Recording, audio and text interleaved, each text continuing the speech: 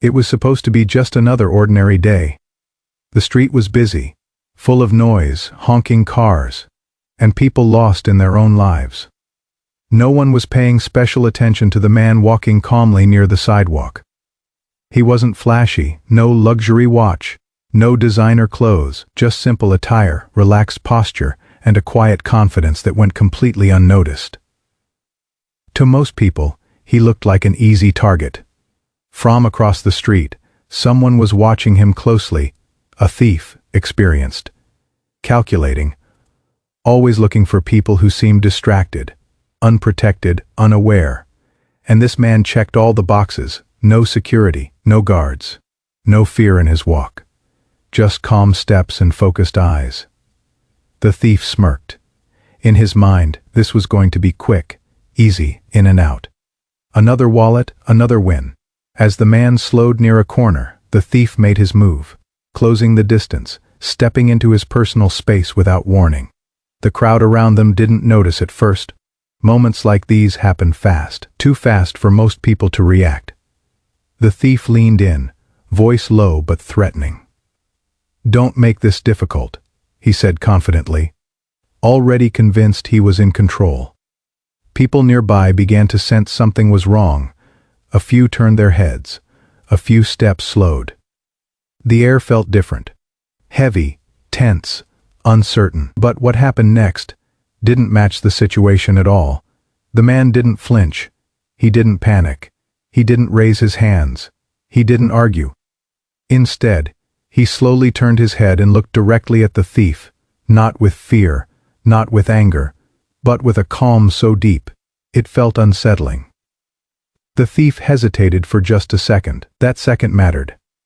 Because something about this man was wrong. In a way the thief couldn't explain. There was no desperation in his eyes, no weakness, no hesitation. Just stillness, control. The street noise faded into the background. Conversations paused. A few people stopped walking altogether, sensing that whatever was unfolding in front of them wasn't normal. The thief had targeted the wrong person. He just didn't know it yet. And in a matter of moments, the outcome of this encounter would shock everyone watching. City street, small town, or somewhere else. Comment below. The man stood there quietly, as if the world around him had slowed down just for him. Cars continued to pass. A horn blared somewhere in the distance. People walked by with shopping bags, phones in their hands, eyes glued to their own lives. To everyone else, this was just another corner on another street. Nothing special, nothing memorable. And yet, the calm surrounding this man felt different. He adjusted his stance slightly, not in panic, not in defense. Just naturally, as if he had all the time in the world. His shoulders were relaxed. His breathing steady. There was no rush in his movements, no visible fear on his face. This wasn't the reaction the thief expected. Usually, people froze. Some begged, some panicked, some tried to run. Fear always showed itself one way or another, but this man showed none of it. From the outside, he looked ordinary. Average height, simple clothes. No jewelry, no signs of wealth. Nothing about him screamed, important. And that's exactly why he had been chosen. What no one around them knew was that this man was used to pressure. Real pressure. Situations where every second mattered. Moments where panic could cost far more than money. He had spent years learning control, discipline, and restraint. Calm wasn't something he forced. It was something he lived with. The thief, however, mistook silence for weakness. He shifted his weight, growing bolder, assuming dominance simply because no resistance had appeared yet. In his mind, control belonged to whoever spoke louder, whoever moved first, whoever intimidated the other. That assumption would soon prove dangerously wrong. A few steps away, a woman slowed down, pretending to check her phone while watching from the corner of her eye. Two men near a shop entrance paused their conversation. Even the air felt tense, as if the street itself sensed that something was about to change. Still, the man said nothing. His eyes never left the thief, not aggressively, not nervously, just aware. It was the kind of awareness that made people uncomfortable without knowing why. The thief cleared his throat, trying to reassert control. He had expected fear by now. Instead, he felt something unfamiliar creeping in, doubt.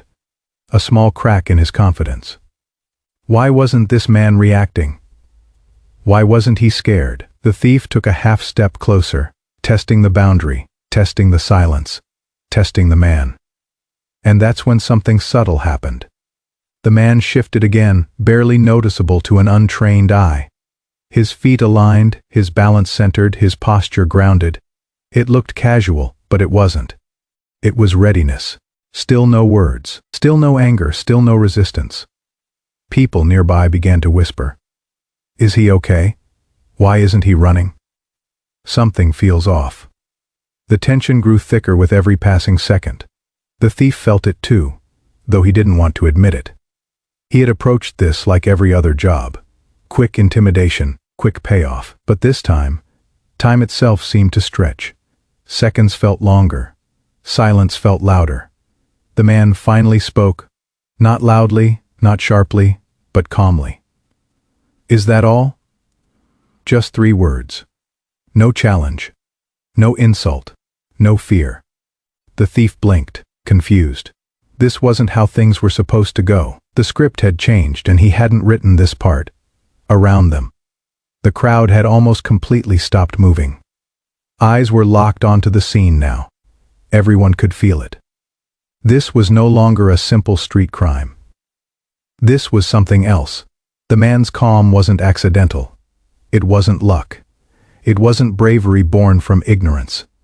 It was experience. And slowly, without realizing it, the thief had gone from being the hunter to standing in front of someone who had spent a lifetime mastering control. He still had no idea who this man really was. But very soon, everyone would. Where are you watching this from right now? In a city street, at home, or on your phone at work? Comment below. The thief exhaled slowly, forcing a crooked smile onto his face. He didn't like this feeling. He was used to control, used to fear, used to people folding the moment he stepped into their space. That was his advantage, confidence sharp enough to cut through hesitation. But this man in front of him wasn't following the rules, and that irritated him. Don't act smart, the thief said, his voice louder now, loud enough for people nearby to hear. I'm giving you a chance to make this easy. A few heads turned fully in their direction. The moment had crossed from private threat to public scene. The thief straightened his jacket and took another step closer, deliberately invading the man's personal space. He wanted dominance. He wanted witnesses to see who was in charge. You look lost, he continued, scanning the man from head to toe with exaggerated judgment. This area isn't for people like you. The words were sharp, calculated, designed to humiliate.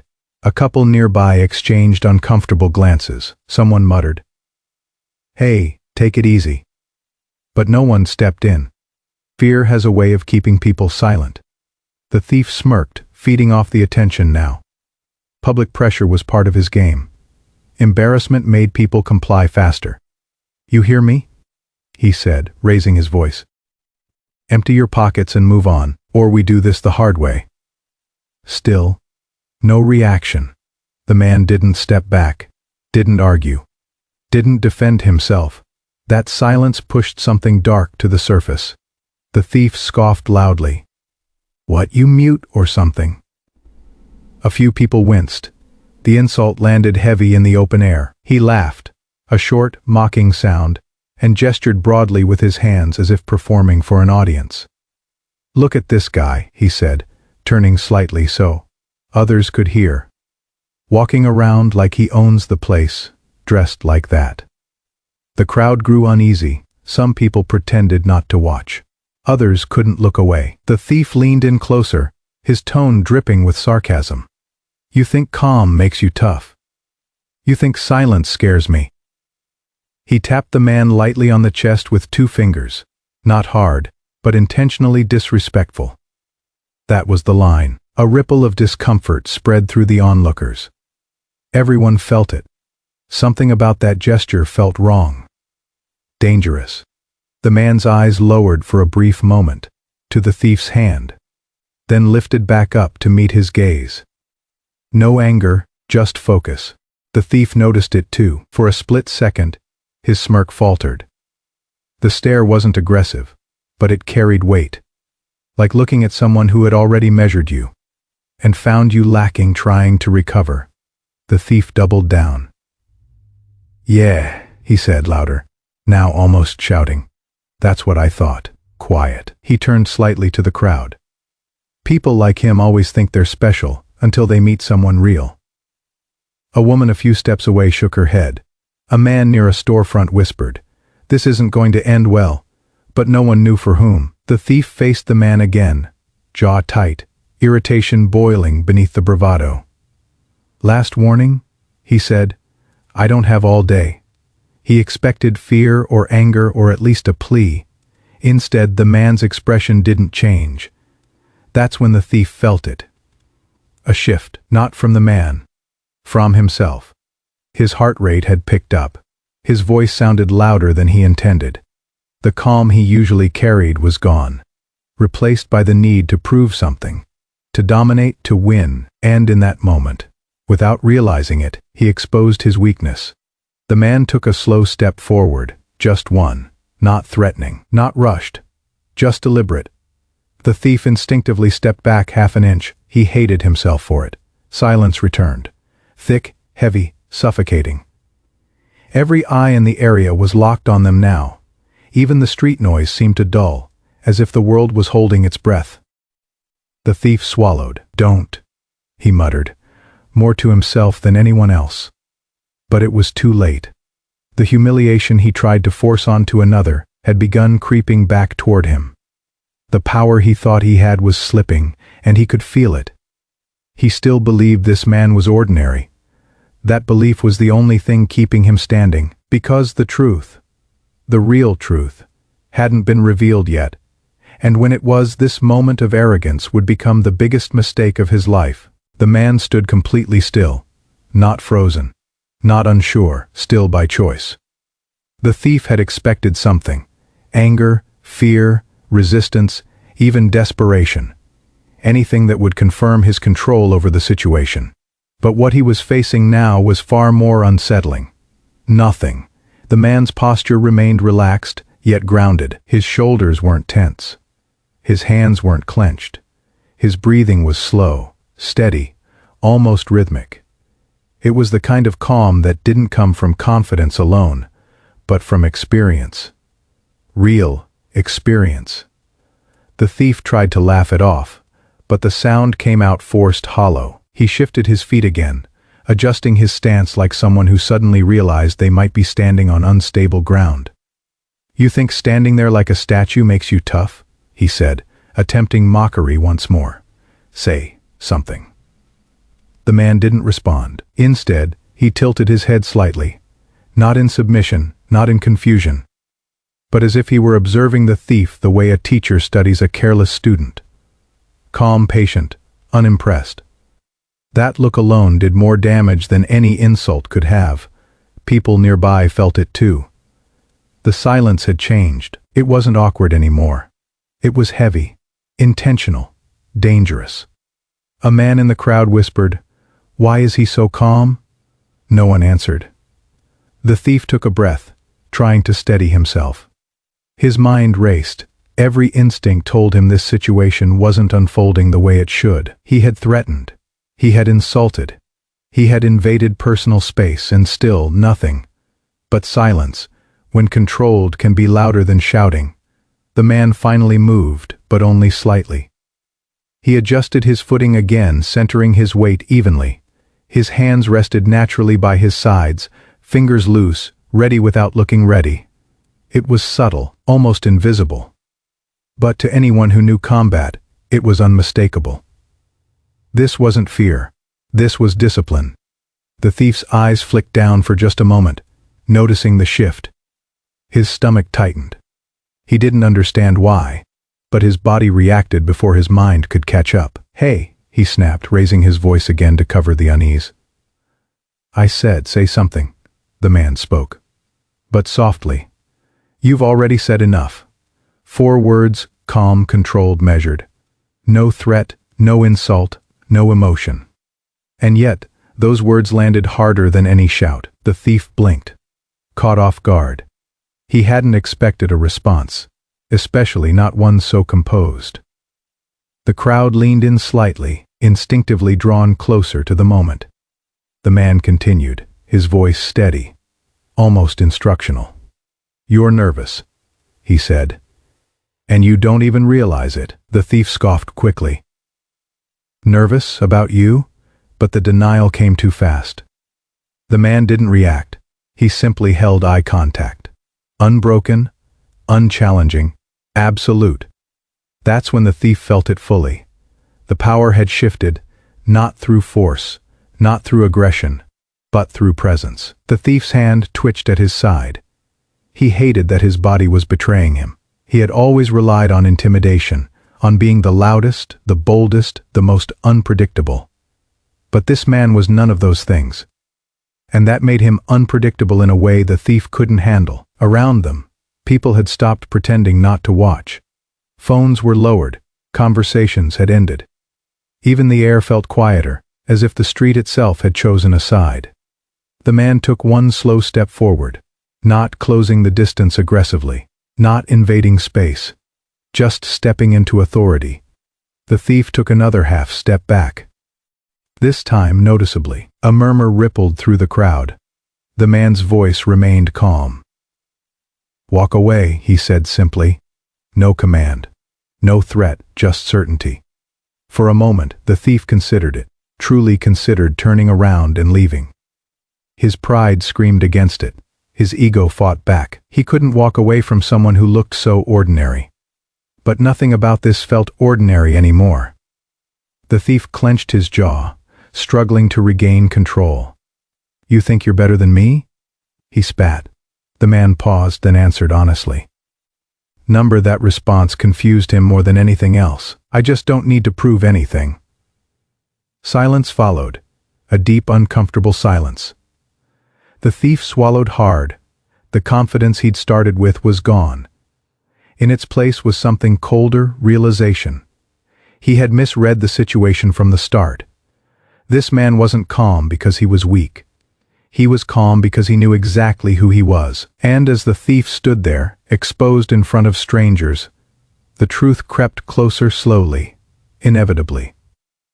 Whatever was about to happen next, it would not go the way he imagined. By now, the street no longer felt like a street. It felt like a stage. People who had been walking past only moments earlier had stopped completely.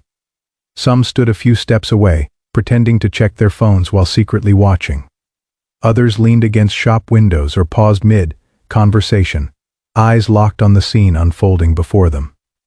No one said it out loud, but everyone felt it. Something important was happening. The man and the thief stood facing each other, only a few feet apart. The distance between them felt much larger than it actually was, stretched thin by silence and expectation. Every second that passed added weight to the air, as if time itself had slowed down to witness the outcome. A woman whispered to her friend, "Why isn't he scared?" Her friend didn't answer. A shop owner stepped halfway out of his doorway, then stopped, sensing that interrupting this moment would be a mistake. Even the traffic noise seemed quieter now, muffled by the collective attention of the crowd.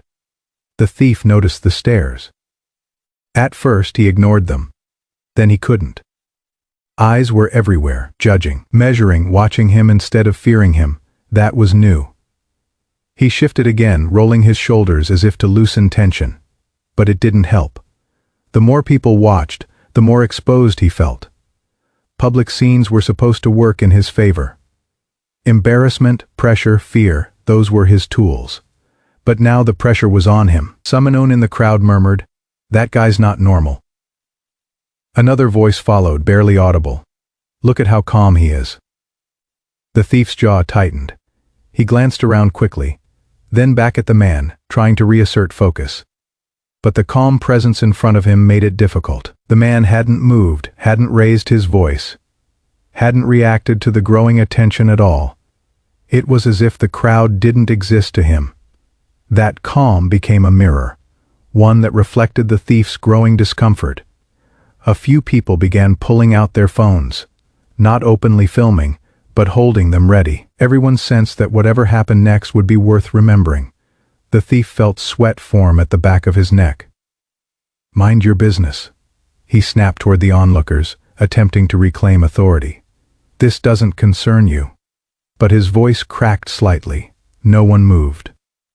The crowd stayed, and that silence from the witnesses spoke louder than words. The man finally broke eye contact, not to retreat, but to briefly scan the faces around them. Not seeking help, not looking for approval. Just acknowledging their presence. That small action shifted the energy again. It humanized him. He wasn't hiding. He wasn't afraid. He wasn't alone. The thief noticed the subtle nods, the quiet support. A few people instinctively stepped a little closer. Not to intervene, but to stand witness. The moment was stretching, intentionally. Seconds passed. Then more seconds. The thief's breathing became uneven. His confidence, once loud and aggressive, had dissolved into irritation and uncertainty. He tried to laugh again, but this time he stopped himself. The crowd would hear the weakness. "Who do you think you are?" he muttered, more frustrated than threatening now. The man looked back at him calmly. "No one special," he replied. That answer confused the crowd, and unsettled the thief even more, because nothing about this situation felt like it involved no one special. A man in the back whispered, "I've seen fighters before. That posture isn't normal." A woman nodded slowly. "There's something about him." The thief heard none of that directly, but he felt it. The shift in energy, the loss of dominance, the awareness that he was no longer in control of the narrative. He glanced down the street briefly, as if considering escape. Then he looked back at the man, pride forcing him to stay. The silence returned, heavy, deliberate, unforgiving. The man stood patiently, giving the thief time to choose, walk away, or make a mistake. The crowd held its breath. Ivrion knew the moment was coming. They just didn't know how it would end, or who this calm, unassuming man truly was. Not yet, but they were about to find out. The silence finally broke, not with a shout, not with a strike, but with a voice from the crowd, soft, uncertain, almost afraid to be wrong. "Wait, is that?" Heads turned toward the speaker, a middle-aged man standing near the curb. He squinted, stepping closer, eyes fixed on the calm figure at the center of it all. His expression changed slowly, like a puzzle coming together. "No way," he whispered, then louder. "That's Manny Pacquiao." The name rippled through the crowd like electricity. At first, disbelief, then recognition, then shock. Phones rose instantly. Whispers turned into gasps. People leaned forward, suddenly understanding why this moment felt different. Why the calm had felt so heavy. Why the confidence hadn't needed volume. The thief froze. "What?" he said sharply, turning his head. "Who?" The man who had spoken nodded. "Now sure. Manny Pacquiao, the boxer." A few others chimed in at once. "That's him. I've seen him fight." "Yeah, look at his face." The thief's eyes snapped back to the man in front of him. Really looked this time, the posture, the stillness, the controlled presence. The truth hit him all at once, and it hit hard. His mouth went dry. Manny Pacquiao, a global icon, a world champion, a man known for stepping into the ring against the toughest opponents on earth, and winning. The thief felt his stomach drop. All the confidence he'd tried to project collapsed in an instant. His shoulders sagged slightly, as if the weight of his own mistake had finally caught up to him. The crowd wasn't watching a confrontation anymore. They were watching a realization. Manny's expression didn't change. No smirk, no satisfaction, no ego, just calm. Someone else spoke up from the crowd, almost in disbelief. "He's a senator too." What was he thinking? The thief heard it all now. Every word landed like a blow. He took a small step back, this time without trying to hide it. I didn't know," he stammered. Manny held his gaze, steady and unshaken. That's the point, he said quietly. Those 3 words cut deeper than any insult earlier. The thief swallowed hard. His hands, which had once moved with confidence, now hovered awkwardly at his sides. The street felt smaller, brighter, exposed. A uniformed security guard from a nearby building finally approached, alerted by the crowd and the sudden attention. He stopped short when he recognized Manny. "Sir," the guard said respectfully, nodding. "Is everything all right?" Manny turned slightly, acknowledging him with a calm nod. "It is now." The thief flinched at the finality in that sentence. The crowd murmured again, not with fear this time, but with awe. This wasn't the explosive ending they had expected. There was no chaos, no violence. Just a quiet shift of power that left no room for doubt. The guard looked at the thief. "You need to step away." The thief didn't argue. He didn't protest.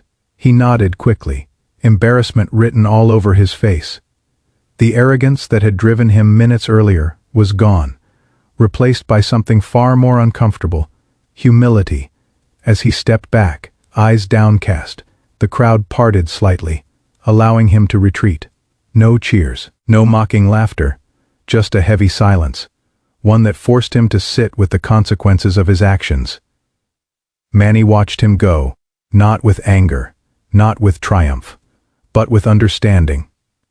A few people approached cautiously now, respectful, almost reverent. "Sir," someone said, "you handled that incredibly." Manny offered a small smile. "Everyone deserves a chance to walk away." That response spread quickly, shared, recorded, whispered. Not because it was dramatic, but because it was rare. The crowd slowly began to disperse, the moment dissolving back into normal life. But something had changed. People walked away with more than a story. They walked away with a reminder. That real power doesn't need to announce itself. That true strength stays calm under pressure. And that judging someone by appearances can lead to the most shocking mistakes of all. The thief had targeted a man he thought was ordinary. He had no idea he was standing in front of Manny Pacquiao. And he would never forget it. The street slowly returned to life. Cars moved again. Conversations restarted. People who had gathered began to drift away, still shaking their heads, still replaying the moment in their minds, but the energy lingered. Something had shifted, not just in the space, but inside the people who had witnessed it. Manny Pacquiao remained where he was for a moment longer, calm, grounded, unchanged.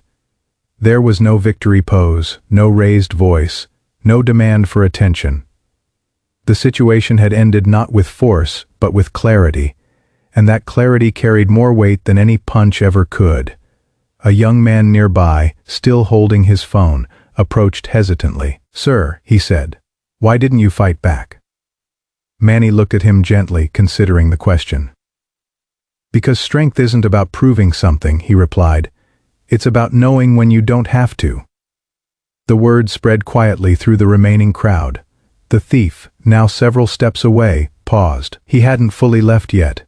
He could hear Manny's voice behind him, calm, respectful, free of judgment.